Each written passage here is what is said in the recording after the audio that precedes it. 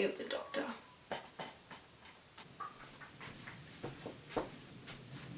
Oh. Hey, you're here. You're back. Where have you been? You've been gone for like 2 or 3 months or something. Like, oh. Well, I've been traveling with the doctor. Yeah, I've been traveling with the doctor, going all around time and space and stuff. What? Yeah, I was on this planet, right? And they would chop off your head if you didn't have red hair. Okay, well, your viewers have been waiting for a really long time to see you review the special episodes of 2013. I mean, it's 2014 now, you should probably get on that. Oh my god, I completely forgot. Alright, shut the door, shut the door.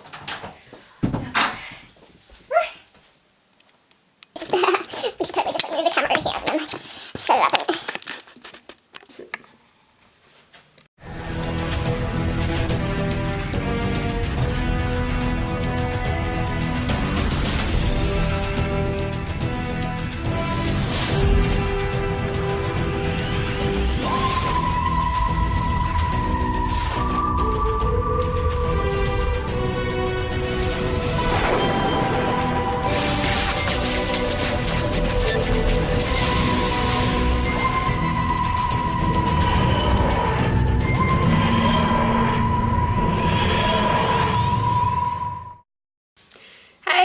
So here is my long-awaited and promised Doctor Who special review. I kind of wanted to combine both the 50th anniversary and the Christmas episode together because I kind of treat them as one and the same, even though they are different episodes, but I think they just mesh really well together.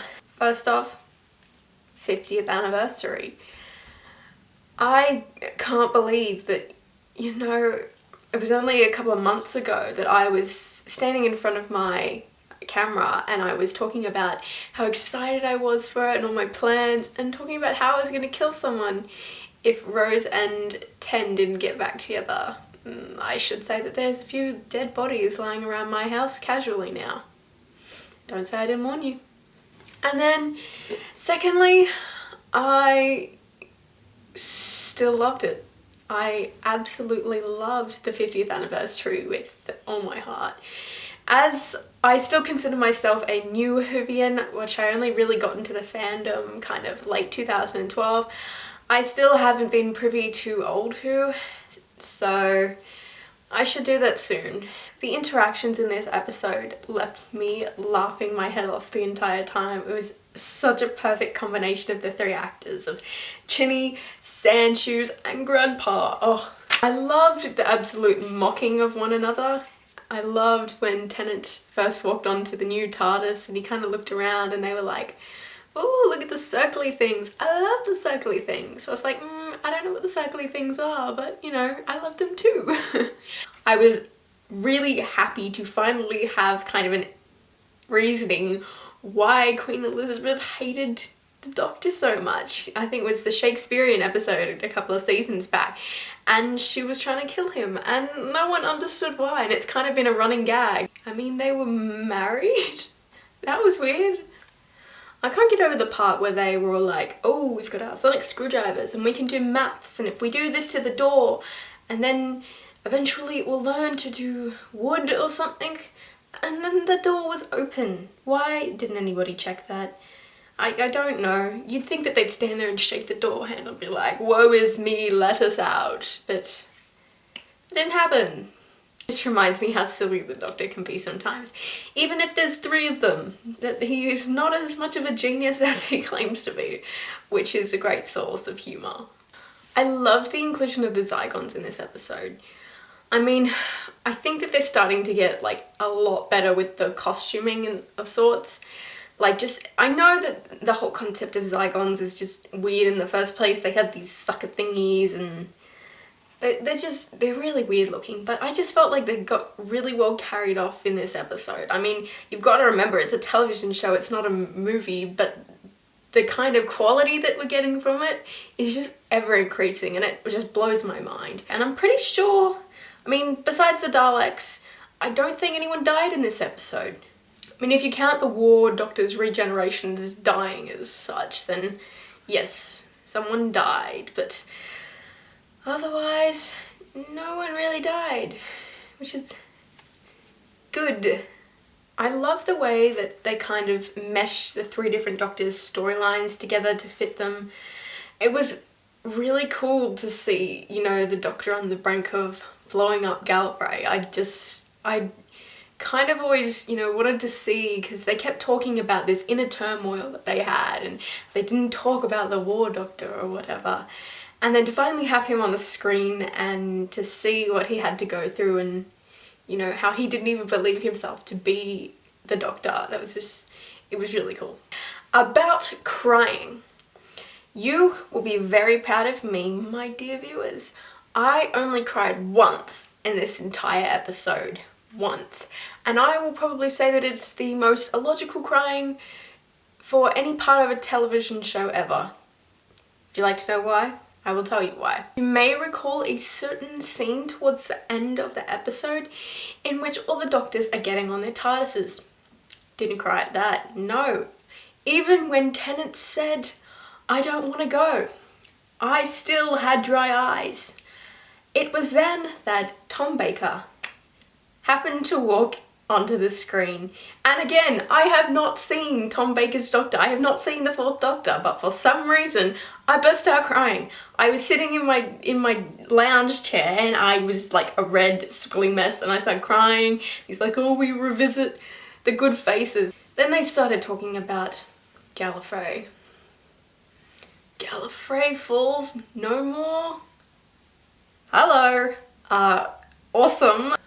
I love this. I love the fact that after all this time, after everything that the Doctor has done to save these people, you know, to make up for what he's done about, you know, destroying his own people and planet, that he didn't destroy his people. He just put them in a pocket galaxy somewhere for later. And finally, I can't go without mentioning Billie Piper's little cameo on the side of, I think it wasn't Rose so much, it was more of the Bad Wolf, I think. But she was just, it was a great kind of like quirky twist on her character of, you know, maybe Bad Wolf had stayed inside her. The only part that kind of annoyed me was that the fact when the War Doctor said, "Thank you, Bad Wolf girl," and Tennant's face kind of like dropped, but they didn't really bring up anything. I think he was just like, "How do you know about her? I'm not really going to talk about it because I'm just going to save Gallifrey at this point." And stuff Rose. Stuff Rose. That is the theme of this episode. Stuff Rose. Overall though, I can barely fault this episode. I think I was just in so much awe that, you know, we got to 50 years. I may not have been with this kind of show when it started, but you know, just the fact that something could run that long, it just blows my mind. So I am super excited for Capaldi. And now I'm going to talk about the Christmas episode, which was equally as fantastic.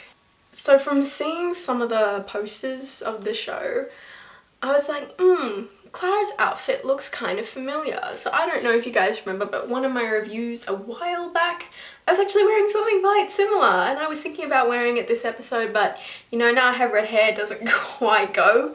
So that's for another day. But I was just like, cool, I have Clara stuff that I can closet cosplay. Woo. So we went from last episode barely having like any bad guys and all this super stuff happening and basically nobody dying to, like, you know, everyone dying and bad guys everywhere and Cybermen and Daleks and weeping angels. Like, come on, there's just everything in this episode. Every bad guy that you never wanted to see again, they all just show up. Classic. You give me one nice thing and then you take it away. Nature of the show, guys. For me, when I started watching this in 2012, it was just like watch an episode whenever I wanted because it was already all lined up for me. So I think I knocked down Eccleston's Ninth Doctor in about a week and progressively, you know, knocked down the 10th Doctor as well, but with the 11th Doctor, I got 2 seasons, I think I got 5 and 6 that I watched online quickly, but then I actually had to wait for once. So I was watching Doctor Who, but I was waiting for it to come out with everybody else. So for me, Matt Smith is my Doctor because of that. He was the one that I waited for. Haha, yeah. It was really quite an emotional episode for me because I think I'm taking things a bit too far, a bit too metaphorical here, but you know, he was leaving the show and that's kind of where I really kind of became a part, you know, became a true Whovian by waiting, and so to see him go was really hard for me. Enough with the sentimental crap now, back onto the review. I just felt a little bit detached. I don't know why, but the whole thing about him aging, getting older, I can't even put my tongue on it. It's just, I kind of, like with the other Doctors, you see them in their state. I wasn't used to seeing, you know, Matt Smith as an old guy, especially considering he's the youngest Doctor we've had yet. But that said, the prosthetics, I have in the past kind of judged them for being really crap, but this episode, he truly looked old. Like, he really did look old, and that is no easy feat. I've seen people try to do old makeup before and it just looks bad, but I don't know, this is a personal opinion. I thought they did a really good job on the prosthetics for this episode. That doesn't mean that the 11th Doctor wasn't being a huge dick.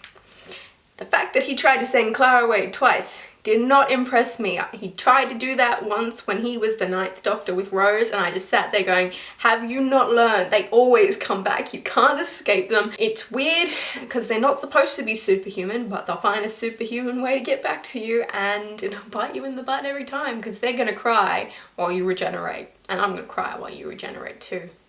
But that's besides the point. My favourite character in this episode was Handles. And it's weird that Doctor Who can do this to me, but you can have a character, you know, like Clara, and you've had her for a whole season, and you've fallen in love with them, but yet when certain things happen to them, you're like, yeah, whatever. But, you know, Handles got introduced this episode, the little Cyberman head, and for some reason when he died, I lost it. That was sad. I want to know if anyone else did that. So we can add this to the list of things that Jamie cried about that were kind of weird and should not be repeated. Yeah. For a while, I think a lot of people were wondering whether they were just going to skip the whole part about apparently he only had like 13 regenerations, and everyone was just like, well, you know, I was just thinking they were just going to forget about that they'd said that.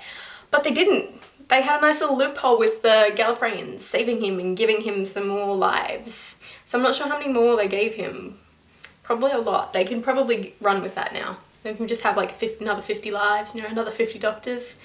I wonder if the show will still be running then. That would be odd. Also, Barnabold was the cutest kid I have ever seen on that show. I just wanted to pat him on the head and just take him and he could be mine and we could draw pictures and make wooden horses. That's kind of creepy, I know. And so finally, we get to the regeneration part of this episode. And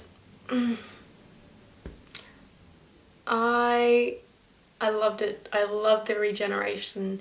It was really sad as Clara walked onto the TARDIS and, you know, he walked up and he was young again, which I knew they had to do that. You can't make him regenerate as the old guy. I think because they must have noticed that otherwise it is a bit detaching to have him like that and then regenerate him. So they obviously had to bring him back to the Doctor that we knew. And then, you know, with him seeing Amy and it was Raggy Man, good night. It was perfect. Finally, everything wrapped up. We understood what the silence was. I still didn't understand when season 5 finished what the kind of cracks, I didn't really get what that was all about. And so they brought the silence and why everyone was trying to kill the Doctor and that kind of stuff all to one point, and it was awesome because I was friggin' petrified of the silence, and now that I know that they're good guys, I can sleep safely, which is a nice thought. Next thing they've just got to do is make their weeping angels the Doctor's best friend. Let's have a weeping angel head that the Doctor can have. Actually, second thought, that'd be creepy. Don't do that. If you're watching this, Moffat, don't do that. That's weird. And then the best part of the episode happened, where he regenerated, and halfway through the teary eyes streaming down my face, Capaldi appears and starts talking about kidneys and not being able to fly the TARDIS, and I was like, oh my god, hook, line, sinker, I love you, I love you, I love you, I love you, and I don't want to wait till August until you come back on my screens again.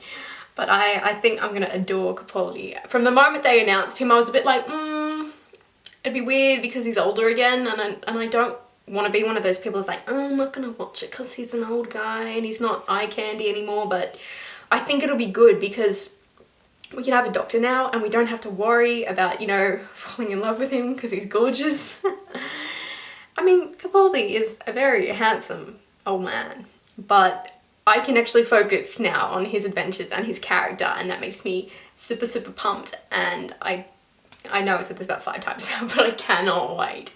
I really, really want to get started on Old Who, but I'm not sure where I should start. I feel like I should just start at the first Doctor because that makes sense, but I don't know whether I'll be able to connect to that because it's really old and I might laugh a lot at the Daleks and the old Cybermen. But if you kind of know any good episodes that I should start, please leave a comment because that would be awesome. And I will see you guys soon. Bye.